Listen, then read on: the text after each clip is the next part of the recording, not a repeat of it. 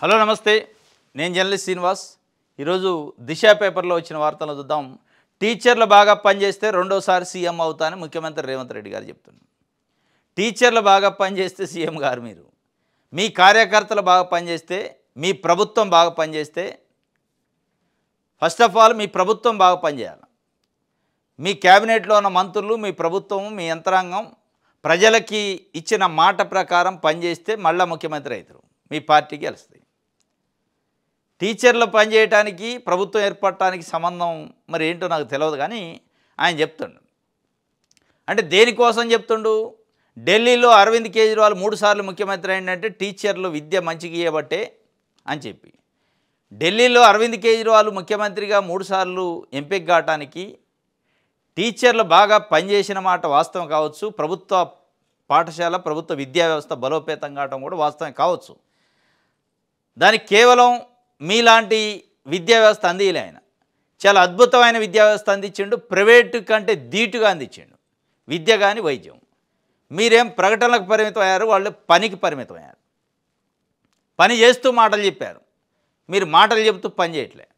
అది చేయకుండా కేవలం టీచర్ల వలన గెలుస్తారు. లేదంటే మీరు ఇంకో కోణం కూడా ఉంది దీంట్లో. పోలింగు బూతులలో వాళ్ళు ఉంటారు కాబట్టి, ఎలక్షన్ డ్యూటీ చేస్తారు కాబట్టి, మరి అట్లా చెప్పిండా లేదా ఇట్లా చెప్పిండా అంటే ఇట్లా చెప్పిండు. టీచర్లు బాగా విద్యని బలోపేతం చేసి తల్లిదండ్రుల పిల్లలకి ఒక ప్రభుత్వ విద్యపై నమ్మకం కలిగిస్తే నేను మళ్ళా ముఖ్యమంత్రి అయితే అంటే కేవలం ప్రభుత్వ విద్యా విషయంలోనే అరవింద్ కేజ్రీవాల్ కాల. అక్కడ డ్రింకింగ్ వాటర్ ఉచితంగా ఇచ్చిండు, కరెంటు ఉచితంగా ఇచ్చిండు, చాలా అద్భుతమైన పనులు చేసిండు. ఇవన్నీ ఉన్నాయి. ఒక విద్యనే అందించి ఉటికి వెళ్ళలే. మీరు ఆ విద్య కూడా అందిట్లే. ఒకవైపు విద్య అంటున్నారు, ఇంకొక వైపు బెల్ట్ షాపులు నడుతున్నాయి. కొన్ని ఊర్లలో మంచినీళ్ళైనా దొరుకుతాయో దొరకవు, కానీ లిక్కర్ అయితే దొరుకుతుంది. విపరీతమైన లిక్కరు, విపరీతమైన తాగుడు. ఇవన్నీ పెట్టుకొని మీరు విద్య అందిస్తే నేను మళ్ళా ముఖ్యమంత్రి అయితే అంటే కాదు. అది ఫస్ట్ ఆఫ్ ఆల్ మీ ప్రభుత్వం మంచిగా పనిచేయాలి. ఆ మంచిగా ప్రభుత్వం ప్రజలు మెచ్చినట్టు పనిచేయాలి. నిండు గర్భిణులు, పసి సంటి పిల్లలతోని ఈరోజు యూరియా బస్తాల కోసం లైన్లు కడతాము. వాళ్ళు ఓట్లు వేయకుండా టీచర్లు ఉంటే అయిద్దా? ఓట్లు వేస్తారా?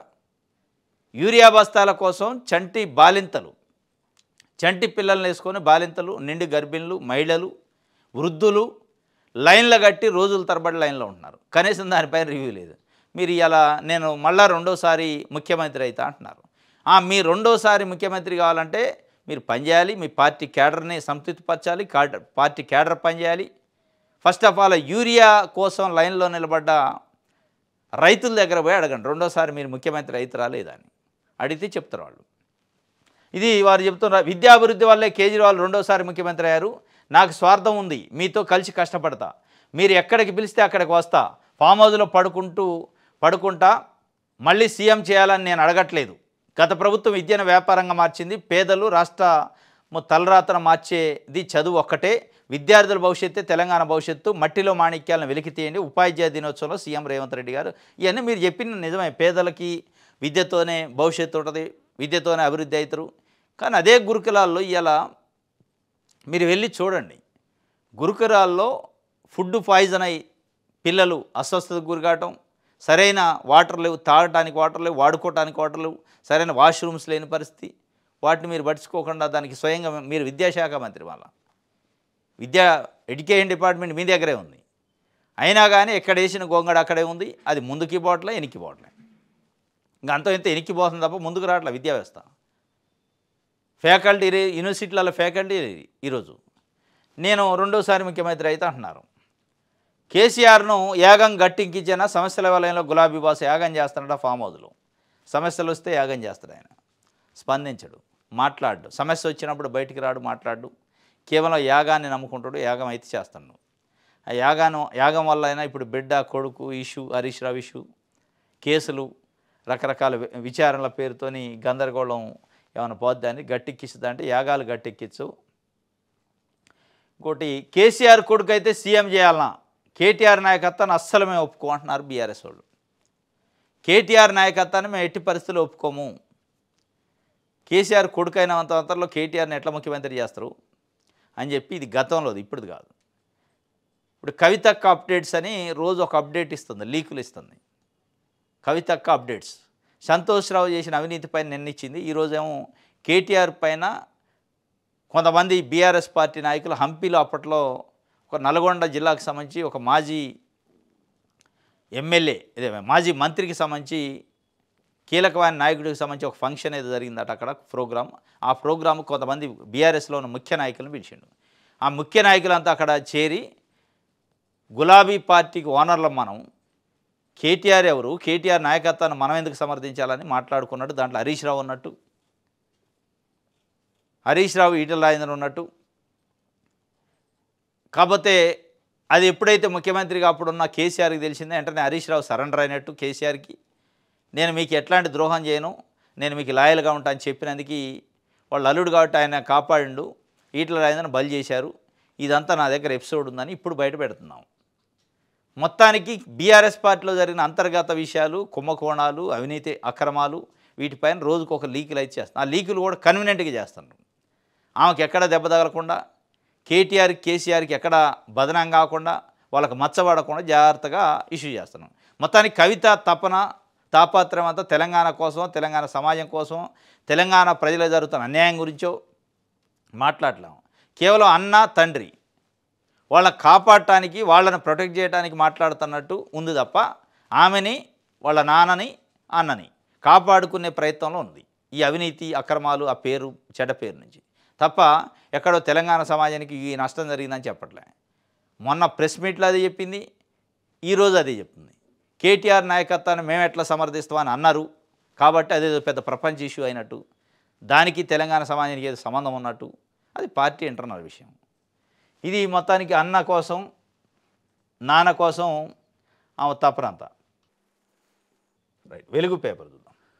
ధరణి దరిద్రాన్ని వదిలిస్తున్నాం, భూభారతిని సక్రంగా అమలు చేయండి అని సీఎం రేవంత్ చెప్తున్నాడు. ధరణి దరిద్రాన్ని వదిలిస్తున్నారట, ఇంకా వదిలించడం కానే ఉంది. మేము అధికారంలోకి వస్తే ధరణిని బంగాళాఖాతంలో కలుపుతాం అన్నాడు. ఇంకా బంగాళాఖాతంలో కదలలే, ఇంకా దరిద్రం ఉంది, వదిలిస్తా ఉన్నారట. ఎన్ని సంవత్సరాలు పట్టింది వదిలేయటానికి? అసలు భూభారతి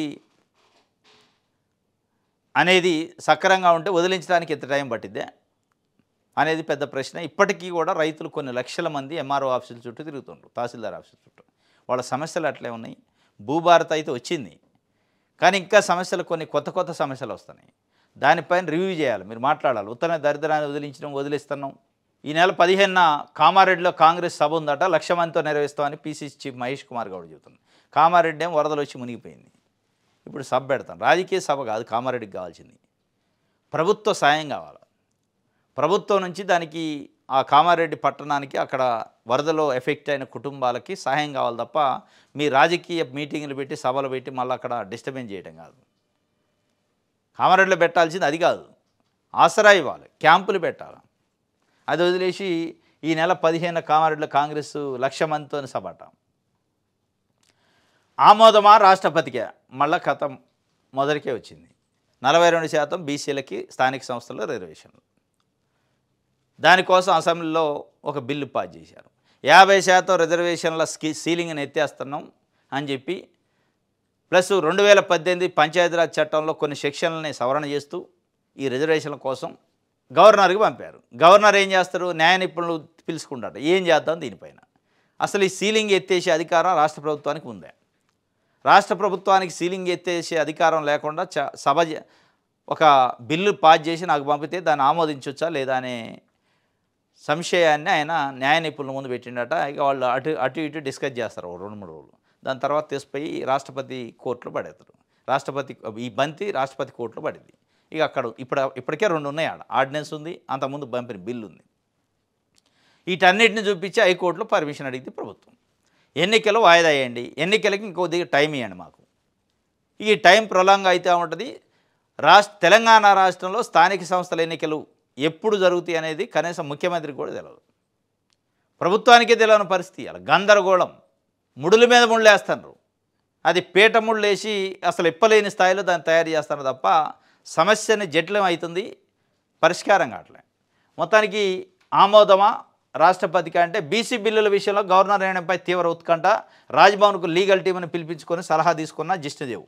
గతంలో ఇదే చట్ట సవరణ ఆర్డినెన్స్ను రాష్ట్రపతి పంపిన రాజ్భవన్ ప్రజల కోణంలో ఆలోచించి నిర్ణయం తీసుకోవాలని ఇప్పటికే రాష్ట్ర ప్రభుత్వం విజ్ఞప్తి. రాజముద్ర పడితే బీసీ రిజర్వేషన్లు, లోకల్ బాడీ ఎన్నికలకు లైన్ క్లియర్, లేదంటే ఎస్టీ రిజర్వేషన్లకు ఇచ్చినట్టే ప్రత్యేక జీవోతో ముందుకు వెళ్ళాలని యోచన. ఇక రాజముద్ర పడదు, మనం చూడడం, ఎన్నికలు ఇప్పుడు కావు. అది మనకి కనపడుతూనే ఉండే.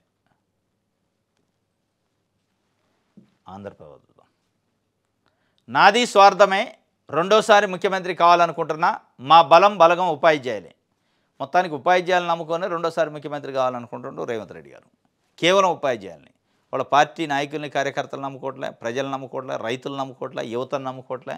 కేవలం ఉపాధ్యాయులు ఉంటే చాలట, అయిపోతారట. మరి ఎట్టెట్టయితారో ఇక చూడాలి మనం. చంటి బిడ్డల తల్లులు గంటల కొద్దీ క్యూ, పాలిస్తుంది తల్లి, క్యూలో నిలబడ్డది. యూరియా కోసం తప్పని తిప్పలు, ఒక్కరికి ఒక బస్తాని ఇస్తుండటంతో రైతు కుటుంబ సభ్యులందరూ క్యూ లైన్లో పడిగాపులు. బస్తా యూరియా కోసం కొట్టుకున్న మహిళలు, అధికారులు నిలదీస్తే పోలీసులు కేసులు పెడుతున్నారని అన్నదాతల ఆగ్రహం.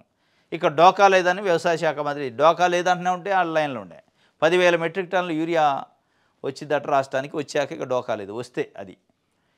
గంటల కొద్దీ క్యూ లైన్లు, చంటి బిడ్డలు, తల్లులు, వృద్ధులు.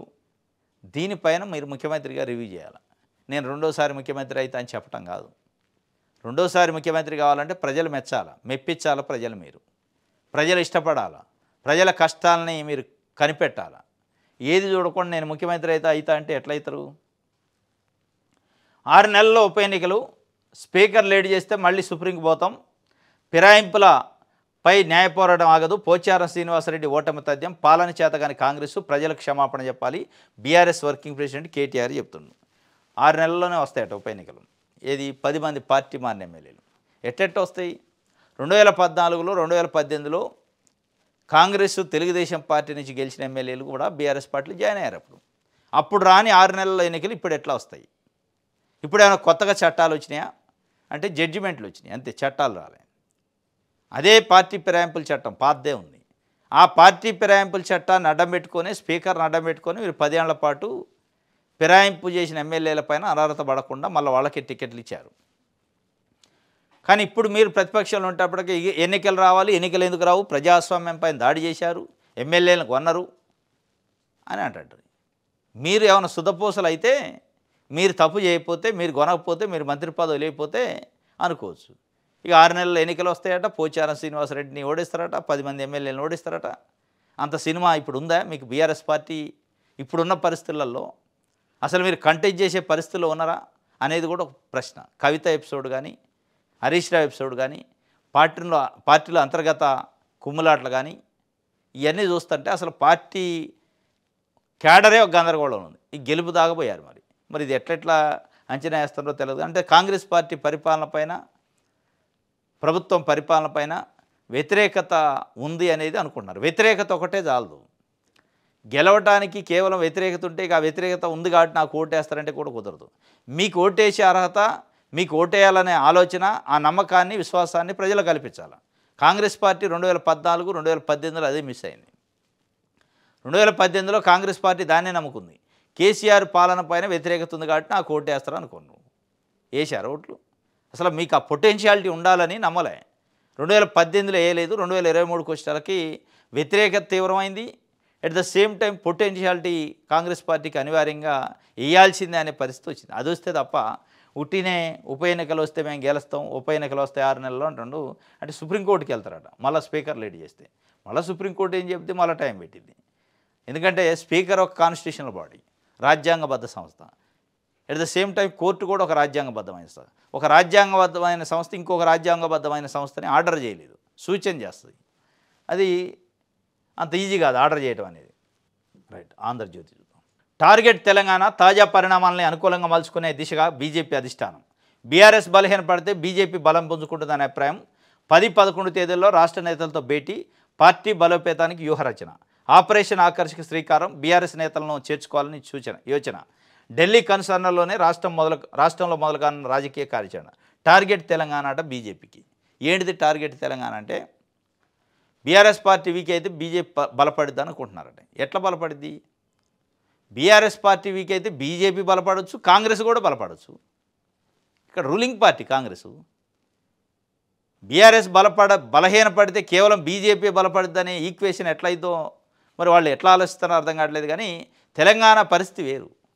బీజేపీకి అంత ఈజీగా అట్రాక్ట్ కారు, సెక్యులర్ పార్టీకి తొందరగా అట్రాక్ట్ అవుతారు. ఇక్కడ సెక్యులర్ పార్టీ అధికారంలో ఉంది, Congress party, ruling party plus secular party, దానికి అట్రాక్ట్ అవుతారు. అది కూడా బలపడింది. కాంగ్రెస్ పార్టీ కూడా బలపడే అవకాశం ఉంది ఒకవేళ నిజంగానే బీఆర్ఎస్ వీక్ అయితే. కేవలం బీజేపీ బలపడింది, ఇక బీఆర్ఎస్ వాళ్ళు మొత్తం బీజేపీలోకి పోవాలని రూల్ ఏం లేదు, చట్టం ఏం లేదు. ఈరోజు రాజకీయ నాయకులు, ఏ రాజకీయ నాయకుడు కూడా దేని కోరుకుంటాడు? ఎవరైనా అధికార పార్టీ పనులు కావాలి. ఎక్కడో ఢిల్లీలో ఉన్న అధికార పార్టీని కోరుకునే బదులు ఇక్కడ రాష్ట్రంలో అధికారంలో ఉన్న పార్టీని కోరుకుంటారు. అదే కదా జరిగేది. ఇంకోటి, అసలు 8 మంది ఎంపీలను గెలిపించింది బీజేపీ పార్టీకి తెలంగాణ. ఏమొచ్చింది? ఏమి రాలే. ఎందుకు వేయాలి ఓటు అనేది కూడా తెలంగాణ సమాజం అనుకుంటుంది కదా. తెలంగాణ ఇప్పుడు నరేంద్ర మోడీ గారు 3వ ముఖ్యమంత్రి అయిన తర్వాత తెలంగాణకి రెండు బడ్జెట్లలో, వాళ్ళు ఇచ్చిన కేంద్ర ప్రభుత్వం ఇచ్చిన బడ్జెట్లలో రెండిట్లలో తెలంగాణకి ఇచ్చిన డబ్బేంది, నిధులేంది చెప్పంటే ఏం చెప్తారు? అంటే కేవలం బీఆర్ఎస్ వీక్ అవుతుంది కాబట్టి ఇక మనం బలపడాలి, ఇక బీఆర్ఎస్లో ఉన్నోడు మన దాంట్లోనే జాయిన్ కావాలని రూల్ ఏమైనా ఉందా? ఎందులో జాయిన్ అవుతారు. కాబట్టి టార్గెట్ బీజేపీ తెలంగాణ టార్గెట్ పెట్టుకు మీరు టార్గెట్ పెడితే కాదు, ప్రజలు అనుకోవాలి. మీరు అవసరం వచ్చినప్పుడు టార్గెట్ పెట్టుకొని ఓట్లు వేయించుకొని మేము అధికారంలోకి వస్తామంటే కాదు. ప్రజలు అనుకోవాలంటే ప్రజలకు మెచ్చే పనులు, నచ్చే పనులు చేయాలి మీరు. అసలు మీ పార్టీలో ఇప్పుడున్న ఎంపీలకి, ఎమ్మెల్యేలకి, అధ్యక్షుడికి, ఎవడికోరికి ముఖశోధకాలే లేవు. ఎవరు ఎక్కడ ఉంటారో తెలియదు, ఎవరికి ఏం మనసులో ఉందో తెలియదు. ఒక పార్టీ అధ్యక్షుడిని ఎంపిక చేయడానికే 1 సంవత్సర కాలం పట్టింది మీకు. దీన్ని బట్టి బీజేపీలో పార్టీలో ఇప్పటికే జాయిన్ అయ్యి ఎంపీలు, ఎమ్మెల్యేలు అయిన వాళ్ళే ఒకళ్ళకొకళ్ళు ముఖాలు చూసుకునే పరిస్థితి, మాట్లాడుకోలేని పరిస్థితిలో ఉంది అనేది బయట చర్చ. ఇక అందులో ఎట్లా జాయిన్ కావాలి? బీఆర్ఎస్ పార్టీ నుంచి వచ్చి మళ్ళీ ఇందులో నుంచి అందులో పోయి అంటే పెనెమ్మ నుంచి పొయ్యిలో పడ్డట్టు పోతారా? అంత ఈజీగా బీజేపీకి అట్రాక్ట్ అవుతారా అనేది కూడా ఒక సమస్య. టార్గెట్ అయితే పెట్టుకుందట బీజేపీ. స్థానిక ఎన్నికలు మరింత ఆలస్యం, ఇక దాంట్లో డౌటే లేదు. డౌటే ఉంది. స్థానిక ఎన్నికలు మరింత ఆలస్యం కాబట్టి ప్రతిసారి పేపర్లో వస్తూ ఉంటుంది, వచ్చే నెల మొదటి వారంలో స్థానిక ఎన్నికల నోటిఫికేషను, లేదంటే ఈ నెల చివరి వారంలో స్థానిక సంస్థల ఎన్నికల నోటిఫికేషను. ఆ చివరి వారం, మొదటి వారాలు మారుతూనే ఉన్నాయి, నెలలు మారుతూనే ఉన్నాయి, కానీ ఎన్నికలు జరగట్లేదు. మరింత ఆలస్యం ఉంటుంది. ఇప్పుడు రాష్ట్రపతికి పంపిన బిల్లు, గవర్నర్ దగ్గర ఉన్న బిల్లును చూపించి హైకోర్టులో టైం అడుగుతారు. ఇక దాంట్లో ఏం లేదు. సిఎస్ కార్యాలయం అంధకారంలో ఉన్నట్టుంది. ప్రధాన కార్యదర్శి నుంచి ఇలాంటి ప్రవర్తనను ఊహించలేదు. ప్రమాణపత్రం దాఖలు చేయలేదు, ప్రత్యక్షంగా హాజరు కాలేదు. నిషేధిత జాబితా భూములపై ఇంత నిర్లక్ష్యమా? సిఎస్పై హైకోర్టు ఆగ్రహం. చివరి అవకాశంగా వారం గడువు, తదుపరి విచారణ ఈ నెల 10కి వాయిదా. ఇది నిషేధిత జాబితా గురించి. నిషేధిత జాబితా భూముల వివరాలు సేకరించి సబ్ రిజిస్ట్రార్ కార్యాలయంలో అందుబాటులో ఉంచాలన్న హైకోర్టు ఆదేశాలు అమలు చేస్తామంటూ రాష్ట్ర ప్రభుత్వ ప్రధాన కార్యదర్శి ప్రమాణపత్రం దాఖలు చేయకపోవడంపై న్యాయస్థానం ఆగ్రహం వ్యక్తం చేసింది. రాష్ట్ర వ్యాప్తంగా ఉన్న నిషేధిత జాబితా భూముల వివరాల సేకరణను 9 వారాల్లో పూర్తి చేయాలని ఆయా జిల్లా కలెక్టర్ల ద్వారా ఈ ప్రక్రియను చేపట్టినట్టు 10 రోజుల్లో ప్రమాణపత్రం దాఖలు చేయాలని, అలా చేయకపోతే సిఎస్ ప్రత్యక్షంగా హాజరు కావాలని జస్టిస్ జూకంటి అనిల్ కుమార్ ధర్మాసనం ఆగస్టు 25న ఆదేశాలు జారీ చేసింది. ఆ ఆదేశాలను అసలు పట్టించుకోవట్లే. ఎందుకంటే రిజిస్ట్రేషన్ చట్టం 1908 ప్రకారం సెక్షన్ 28A ప్రకారం రెవెన్యూ అధికారులు ఏం చేయాలంటే సబ్ రిజిస్ట్రార్కి లెటర్లు పంపాలి. ఇవన్నీ నిషేధిత జాబితాలను, ప్రొహిబిటెడ్ జాబితాలను వీటిని రిజిస్ట్రేషన్ చేయొద్దని. ఆ జాబితా అవకతవకల వల్ల, కరెక్ట్గా లేకపోవడం వల్ల, అసంపూర్తిగా ఉండటం వల్ల నిషేధిత జాబితాలో ఉన్న భూములు కూడా రిజిస్ట్రేషన్లు చేతులు మారుతున్నాయి. దీనిపైన హైకోర్టులో కేసు ఉంది. ఆగస్టు 25న సిఎస్కి డైరెక్షన్ ఇచ్చింది, ఆర్డర్ చేసింది కోర్టు. ఆ సిఎస్ ఏం చేసింది చెప్పలే, ప్రమాణపత్రం అఫిడవిట్ వేయలే, లేదంటే కోర్టుకు రాలేదు. అంటే కోర్టు మాట అంటే లెక్కలేనితనం. మళ్ళా చాలా సీరియస్ అయింది. కోర్టు కూడా ఈ నెల 10కి వేసింది వాయిదా. మరి ఆ రోజు కన్నా వస్తాడా సిఎస్ చూడాలి. నమస్తే తెలంగాణ చూద్దాం. యూరియా సంక్షోభం వెనక పెనుకుట్ర ఉందట. పంట కొనుగోళ్లు, బోనస్ ఎగవేతకే కొరత సృష్టించారని కేటీఆర్ చెబుతున్నాడు. ఇది మరీ పచ్చాబద్ధం. పంట కొనడానికి ఓ బోనస్ ఎగవేతకో యూరియాని కొరత సృష్టించరు. ఏం కొనేదేముంది, పంట ఇస్తే డబ్బులు ఇస్తారు, ఉట్టిగా ఏం కాదు కదా. పంట ఉచితంగా రైతులు డబల్ రేట్లు పెట్టి రైతుల దగ్గర కొందో ప్రభుత్వం ఉన్న రేటు ప్రకారమే ఉంటుంది. ఇక బోనస్ విషయం వాళ్ళు హామీ ఇచ్చారు, బోనస్ ఇస్తూనే ఉన్నారు. ఇక దాంట్లో యూరియా కుట్రకి దానికి సంబంధం. మీరు యూరియా పైన బీఆర్ఎస్ పార్టీ ప్రతిపక్ష పార్టీగా అసలు కనీసం ఆసరాగా లైన్లో నిలబడ్డ వాళ్ళ దగ్గర పోయి నాయకులు, జిల్లా నాయకులు, ఎమ్మెల్యేలు, మాజీ మంత్రులు కనీసం భరోసా ఇచ్చిన వాళ్ళు లేడు. ఈడ ప్రకటనలు ఇస్తారు పెను కుట్ర ఉందని. ఈ కుట్రల కంటే మీరు పోయి అక్కడ వాళ్ళకి మద్దతు ఇవ్వండి, సీరియస్నెస్ అవుతుంది. కేసీఆర్ ప్రతిపక్ష నాయకుడు బయటకు రాడు, మాట్లాడు. పచ్చి బాలింతలు పోయి వాళ్ళ రోడ్ల మీద లైన్లో నిలబడరని మీరే రాస్తాను పేపర్లో. మరి అంత పచ్చి బాలింతలు మహిళలు, వృద్ధులు, రైతులు యూరియా కోసం ఆ స్థాయిలో ఇబ్బంది పడుతుంటే ఎందుకు కేసీఆర్ మాట్లాడరు, మీరెందుకు మాట్లాడరు, బయటికి ఎందుకు రారు? కేవలం ప్రెస్లో ఎక్స్లలో పోస్టులు తప్ప. యూరియా వెనక సంక్షోభం వెనక పెను కుట్ర ఉందట. నేను మళ్ళీ సీఎం అవుతా, టీచర్లు బాగా కష్టపడితే. మీరు బాగా కష్టపడని నేను సీఎం అవుతా అంటున్నాను. వాళ్ళు కష్టం పడాలా, మీరు సీఎం కావాలా? యూజ్లెస్ ఫెయిల్ అట, రాస్కేల్ ఈడియట్ అట, ఉన్నతాధికారుల తిట్ల పురాణం, హడలెత్తిపోతున్న కింది స్థాయి అధికారులు, సిబ్బందిపై కొందరు ఐఏఎస్ల దుర్భాషలు. మరి ముఖ్యంగా సెక్రటరియట్లో ఇది జరుగుతుంది. ఏ సెక్రటరియట్ అయితే రాష్ట్ర మొత్తంలో ఉన్న ప్రభుత్వ యంత్రాంగాన్ని కోఆర్డినేట్ మానిటర్ చేయాలనో, కంట్రోల్ చేయాలనో అక్కడనే జరుగుతుంది. అక్కడున్న ఐఏఎస్లే కొంతమంది. ఈ మధ్య సంజయ్ కుమార్ అని commercial tax chief secretary, principal secretary, ఆయన కింద పనిచేసే అధికారిని యూజ్లెస్ ఫెలో అని చెప్పి తిట్టిండట. హడలెత్తిచ్చిండు, గుండెపోటు వచ్చింది ఆయనకి. మరి అసలు గుండెపోట్లు వచ్చే స్థాయిలో, షుగర్లు బీపీలు వచ్చే స్థాయిలో, చనిపోయే స్థాయిలో తిట్టాల్సినంత అవసరం ఏంది? మీ జాగిరా, మీ ఎస్టేట్ అదేమన్నా? మీరు ఉద్యోగం, కింద ఉన్నోళ్ళు కూడా ఉద్యోగులే. చెప్పాలి, అవసరమైతే చట్ట ప్రకారం చర్యలు తీసుకోవాలి తప్ప బండబూతులు తిట్టమైంది. యూజ్లెస్ ఫెలోలు, రాస్కెళ్ళు, ఈడియట్లు. అంటే మనిషి స్థాయిని బట్టి విలువ ఉంటుందా మనిషికి? అంటే చేసే ఉద్యోగాన్ని బట్టి మనిషికి స్థాయి ఉంటుందా? మీ కింద పని చేస్తున్నారు కాబట్టి రాస్కెల్ అనొచ్చు, ఈడియట్ అనొచ్చా? అంటే 10 మందికి చెప్పాల్సిన ఐఏఎస్లు, రాష్ట్రంలో చట్టాన్ని కాపాడాల్సిన ఐఏఎస్లు, హక్కులను కాపాడాల్సిన ఐఏఎస్లే నోటుకొచ్చినట్టు తిడితే బండబూతులు. అధికారులు అయితే చిగురుటాకులకు వణికిపోతుండట. బీపీలు, షుగర్లు, హార్ట్ అటాకులు వస్తున్నాయి. ప్రత్యక్షంగా మనం సెక్రటరీలో చూసినాం. సంజయ్ కుమార్ తిట్టినప్పుడు ఒక ఉద్యోగికి వచ్చింది. అయినప్పటికీ మరి ఆ సంఘాలు ఎడిపోయినా సంఘాలు పడుచుకోవు, చీఫ్ సెక్రటరీ పడుచుకోడు, ముఖ్యమంత్రి పడుచుకోడు. దానిపైన కఠినంగా వ్యవహరించింది తీరలేదు. ఇది నడుస్తుందట. తిట్ల పురాణంతోనే అధికారులు వణికిపోతుండట. వీఆర్ఎస్ తీసుకునే ఆలోచనలో ఉండట. ఇది నమస్తే తెలంగాణ సంబంధించి. ఇది ఈరోజు న్యూస్ అనాలిసిస్. రేపు తాజా వార్తలతో తిరిగి కలుసుకుందాం. Thank you.